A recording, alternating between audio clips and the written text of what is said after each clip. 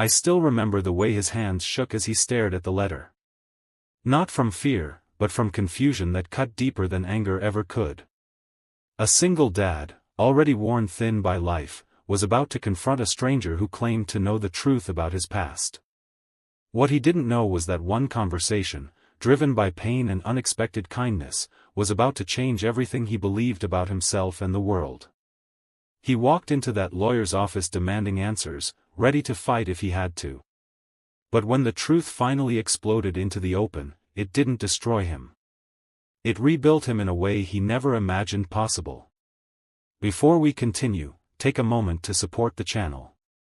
If stories about kindness, second chances, and real human moments move you, please subscribe, like this video, and share your thoughts in the comments.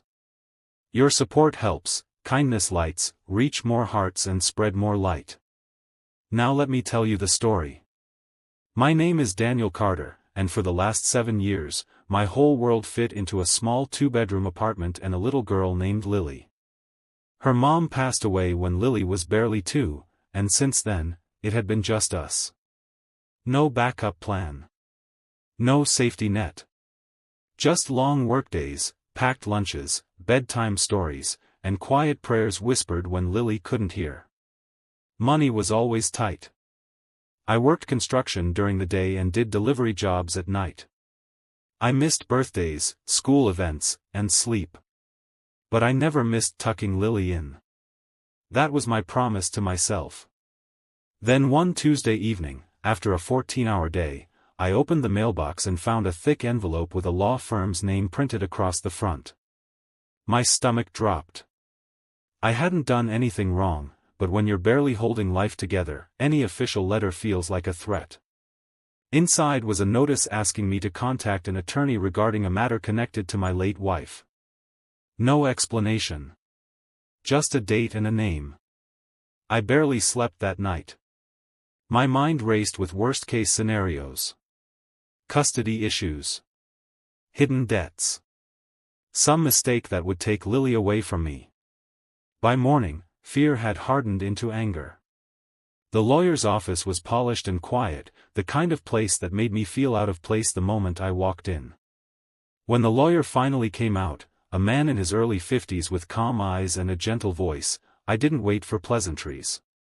"Why did you send me that letter?" I demanded. "If this is about my daughter, say it now." He didn't flinch. He gestured for me to sit, then slowly closed the door. That patience only made me angrier. He told me he represented a man named Robert Hale. The name meant nothing to me. I asked him why this stranger was suddenly part of my life. Then the lawyer took a breath and said words that knocked the air out of my chest. "Robert Hale is your biological father." I laughed. A sharp, bitter laugh. I told him that was impossible. "My father died when I was a child." "That's what my mother told me." The lawyer slid a folder across the desk. Inside were documents, test results, old letters. Proof stacked neatly in black and white. My head spun. My chest felt tight. All I could think about was my mother, the lies, the years I spent believing I was alone in the world. "Why now?" I asked, my voice cracking despite my effort to stay strong. The lawyer's expression softened. He explained that Robert had been searching for me for years. He didn't know about me until recently. And now, he was very sick. I stood up so fast my chair scraped loudly against the floor. "So this is it? He shows up when he's dying? What does he want? Forgiveness?" The lawyer shook his head. "He wants nothing from you. He asked me to contact you because he wants to give something to you and your daughter." I wanted to walk out. Pride and old pain screamed at me to leave. But Lily's face flashed in my mind. Her worn sneakers. Her quiet questions about why we never went on vacations like her friends. I sat back down. A week later, I met Robert Hale in a small hospital room. He looked frail, nothing like the man I imagined. When he saw me, his eyes filled with tears. He tried to speak, but his voice failed. I was ready to unload years of anger. But then he whispered, "I'm sorry I wasn't there." That was it. No excuses. No blame. Just regret. He told me his story slowly.